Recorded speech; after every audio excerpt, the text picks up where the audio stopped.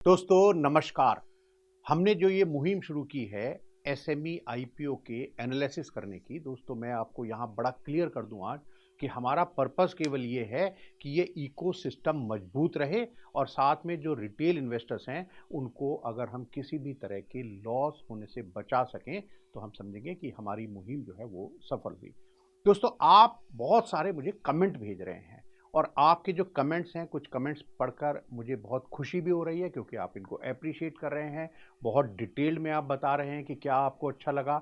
लेकिन एक तरह के कमेंट्स बहुत आ रहे हैं जहां पर आप कह रहे हैं कि भैया आप इतना सब कुछ देख पा रहे हैं तो हमारे जो रेगुलेटर हैं, जो सेबी है, साथ में जो एक्सचेंजेज हैं, चाहे वो एनएससी है या बीएससी है, भैया वो क्या कर रहे हैं, वो नहीं देख पा रहे हैं क्या? दोस्तों मैं आपको यहाँ पर ये बताना चाहता हूँ कि हमारे जो रेगुलेटर हैं बहुत ही विजिलेंट हैं। आपने देखा होगा पिछले दिनों हमने एक एनालिसिस किया था ट्रैफिक सोल का, उसके ऊपर सेबी ने एक्शन लिया था। दूसरा हमने एक C2C का हमने एक एनालिसिस किया था, उसके ऊपर भी सेबी ने एक्शन लिया है। ऐसे और न जाने कितने इश्यूज हैं जिनके ऊपर सेबी की पैनी नज़र है और साथ में जो हमारे एक्सचेंजेज हैं वो भी कोई एक्शन लेने में पीछे नहीं है। तो मैं यहाँ पर ये क्लैरिफाई करने के लिए आया हूँ कि बस हमें जागने की ज़रूरत है दोस्तों, और मैं जाग गया हूँ और आपको भी जगा कर रहूँगा अगर आप सच में उठना जागना चाहते हैं। ये वीडियो आज बहुत ही इंपॉर्टेंट है दोस्तों, इसको आखिर तक जरूर देखिए और केवल देखिए मत दोस्तों। जो एक्शन मैं यहाँ सजेस्ट कर रहा हूँ अगर आपको लगता है कि वो ठीक है तो कमेंट में मुझे बताइए और उसके ऊपर काम करना भी शुरू कर दीजिएगा। दोस्तों हमने जब C2C एडवांस सिस्टम के ऊपर एक अपना एनालिसिस किया तो कंपनी ने कहा कि भाई हमने मान लिया कि सब कुछ हमने आरएसपी में सब गलत सलत दे रखा था, जो भी हमने पॉइंट आउट किया, और उन्होंने कहा लो जी हमने एक कॉरिजेंडम निकाल दिया, हमने निकाल दिया कि भाई ये सब कुछ गलत था, अब ठीक हो गया। अभी हमने एक एनालिसिस किया है दोस्तों जिस कंपनी का नाम है राजपुताना बायोडीजल। दोस्तों इस कंपनी का जब हमने किया एनालिसिस तो हमने साथ में नेशनल स्टॉक एक्सचेंज को भी भेजी अपनी ऑब्जर्वेशन, क्योंकि आप मुझसे पूछते रहते हैं कमेंट में कि भैया आप एनएससी को भी इन्फॉर्म कर रहे हो या नहीं, आप सेबी को भी इन्फॉर्म कर रहे हो या नहीं। तो हमने एनएससी को भी भेजा, हमने पहली कंपनी में भी भेजा था सेबी और एनएससी को। दोस्तों यकीन मानिए एनएससी ने तुरंत एक्शन लिया और कंपनी से पूछा कि भैया ये जो आपके आरएचपी में जो पॉइंट्स बताए गए हैं इनके ऊपर अपना आप एक क्लैरिफिकेशन दीजिए। कंपनी ने भी दोस्तों तुरंत नेशनल स्टॉक एक्सचेंज यानी एनएससी को जो भी हमारे ऑब्जर्वेशन थे उनके ऊपर अपना क्लैरिफिकेशन दिया और उसकी कॉपी हमें भी भेजी। दोस्तों ये मैं आपको दिखा रहा हूं क्योंकि इसमें कुछ कॉन्फिडेंशियल नहीं है, सब कुछ पब्लिक डोमेन में है। दोस्तों यहां पर ये जवाब देखकर मुझे बहुत ही ज्यादा दुख हुआ कि हमारे मर्चेंट बैंकर जो हैं उनको शायद बेसिक जो कंसेप्ट हैं वो भी क्लियर नहीं है। दोस्तों वो कह रहे हैं कि भैया इन्वेस्टमेंट जो है और डेट जो है वो बस एक ही बात है, हम जो डेट है उसको हमने इन्वेस्टमेंट कह दिया। अगर आप इनके आरएचपी का पेज नंबर 75 पढ़ेंगे दोस्तों ध्यान से दोबारा, वहां कंपनी ने कहा है कि देखिए हमने 75% तो इन्वेस्ट कर दिया अपनी सब्सिडरी में, फर्दर इन्वेस्टमेंट, फर्दर लिखा है, हम फर्दर इन्वेस्टमेंट करेंगे इस सब्सिडी में out of this IPO proceed. और दूसरी तरफ कह रहे हैं कि हम इनको लोन देंगे और अपने क्लैरिफिकेशन में कह रहे हैं कि जी एक ही बात है, लोन देना इन्वेस्टमेंट करना हो तो एक ही बात है, उसमें कोई ज्यादा फर्क थोड़ी है। दोस्तों इसका मतलब ये हुआ जो हम एमएसएमई हैं, बैंक से जब हम लोन लेने जाते हैं तो हम कहते हैं भाई साहब लोन लेने के बाद कि भाई साहब छोड़ो ये तो क्या हो गया, ये तो इन्वेस्ट कर दिया बस आपने हमारी कंपनी में, अब वापस थोड़ी देंगे हमें। कोई क्लैरिटी नहीं है दोस्तों। इसके अलावा दोस्तों कंपनीज एक्ट की भी शायद उनको थोड़ी कम समझ है। मैं बड़े दुख के साथ कहता हूं, पूरी अथॉरिटी के साथ कह रहा हूं। वो कह रहे हैं कि भैया जब हमने लिख दिया कि भैया हम जो अपनी अवर ओन फैक्ट्री में ये इन्वेस्टमेंट करेंगे ये कहा है, और कह रहे हैं कि वो तो हमने इसलिए लिख दिया था जी कि हम और सब्सिडरी तो हम एक ही हैं जी, अवर हो गया।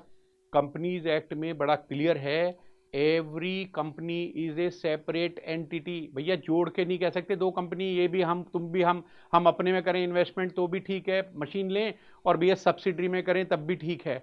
तो ये दोस्तों मुझे लगता है कि हमने दोबारा से एनएससी को फिर ये कहा है कि साहब ये बातें गलत हैं।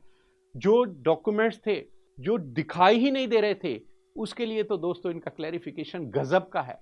उन्होंने कहा कि साहब जो स्पेस है ना उसकी शॉर्टेज थी। अब मुझे पता नहीं कौन से स्पेस की शॉर्टेज हो गई इनके पास कि वो सही डॉक्यूमेंट सबमिट नहीं कर पाए हैं जो हम देख कर पढ़ सकें। और दोस्तों खास बात, 26 नवंबर को इशू स्टार्ट हुआ, ओपन हुआ, और 26 तारीख को ही जाकर साहब ने एक कॉरिजेंडम सबमिट कर दिया। मैं समझता हूं कि ये जो उन्होंने कहा है कि ये हमसे गलती हो गई, हम इसको अब ठीक करके दे रहे हैं, हमें वक्त देना चाहिए कम से कम 30 दिन का। हम इस कॉरिजेंडम को दोबारा से पढ़कर जो डॉक्यूमेंट्स उन्होंने सबमिट किए बहुत ही इंपॉर्टेंट, जो दिखाई ही नहीं दे रहे थे, कोई पढ़ ही नहीं सकता था, वो डॉक्यूमेंट दोबारा अगर उन्होंने सबमिट किए हैं, हमको उन डॉक्यूमेंट को देखने का पूरा राइट है। और मैं समझता हूं कि ये जो और भी उन्होंने कॉरिजेंडम में अपने बोला है उसको भी जरा हम को रिलेट करें। कम से कम 30 दिन का समय हमें देना चाहिए। तो हमारी एनएससी से गुजारिश है कि प्लीज इस आईपीओ को आप कम से कम 30 दिन के लिए तो डेफर कर दीजिए। Let us understand the complete details. और मैं अपने लिए नहीं कह रहा हूं, जितने भी रिटेल इन्वेस्टर्स हैं उनको समझने दीजिए। दोस्तों एक और सबसे इंपॉर्टेंट बात मैं ये कहना चाहता हूं कि आप कहते हैं कि भाई ये क्या कर रहे हैं, वो क्या कर रहे हैं। अरे भैया, हम आप क्या कर रहे हैं? अगर हमें कोई प्रॉब्लम दिखाई देती है तो क्या हम चुपचाप सो जाते हैं? हमारा भी तो कोई रोल है, क्योंकि हम सबको मिलकर इस इकोसिस्टम को मजबूत करना है। दोस्तों अगर ये ट्रस्ट एक बार खत्म हो गया, इसी तरह की इंफॉर्मेशन और क्लैरिफिकेशन आए, तो मुझे कोई इसमें डाउट नहीं है कि ये जो ट्रस्ट है जल्दी ही खत्म हो जाएगा। तब ये पूरे इकोसिस्टम के लिए, हमारी पूरी एमएसएमई कम्युनिटी के लिए बहुत ही दुखदाई बात होगी। तो दोस्तों मैं मेल आईडी आपको दे रहा हूं यहां पर डिस्क्रिप्शन में। आपके कोई भी इशू हो, प्लीज आप आरएचपी को अच्छे से पढ़िए। इन्वेस्टमेंट करने से पहले आपके जो भी इश्यूज हैं, प्लीज आप यहां पर जो मैं मेल आईडी दे रहा हूं, एनएससी की, बीएससी की और सेबी की जो उनके टॉप ऑफिसर्स हैं, प्लीज आप उनको अपनी जो भी कंसर्न है जरूर बताइए।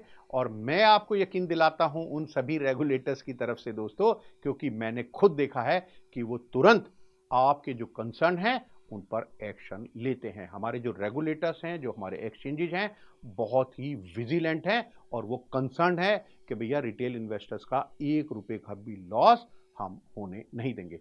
अगर दोस्तों आप चाहें, अगर आपको ठीक लगे, जब भी आप ये कोई मेल करें रेगुलेटर्स को, अगर आपकी मर्जी हो तो आप हमें भी कॉपी भेज सकते हैं, ताकि हम भी आपके कंसर्न को पढ़कर उसको और एनालाइज करके अगर हम भी उनसे रिक्वेस्ट कर सकते हैं कि साहब इन कंसर्न को आप और देख लीजिएगा कुछ और डिटेल में, या आपको हम बता सकते हैं कि भाई साहब आपने जो ये कंसर्न रेज किए हैं इसमें ये सही है, ये गलत है, ये और होना चाहिए। तो मैं आपके लिए दोस्तों 24 घंटे अवेलेबल हूं। मैं भी आपको जो भी मेरा ज्ञान होगा उसके हिसाब से आपको अपनी एडवाइस दे दूंगा। लेकिन वो एडवाइस इन्वेस्टमेंट और ना इन्वेस्टमेंट के बारे में कभी नहीं होगी दोस्तों, क्योंकि मुझे किसी ने ऑथराइज ही नहीं किया कि भैया जाओ बता दो कि इन्वेस्ट करो या ना करो। तो जब मैं ऑथराइज ही नहीं हूं तो मैं आपको ये तो नहीं बता सकता कि आप इस आईपीओ में, इस इशू में इन्वेस्ट करो या ना।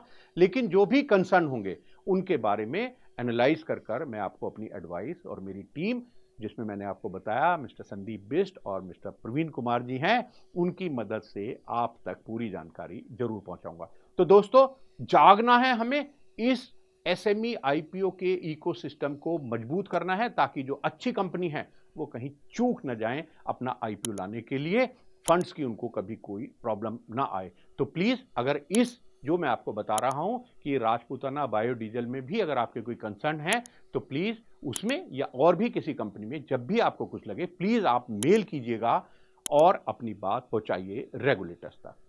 नमस्कार दोस्तों।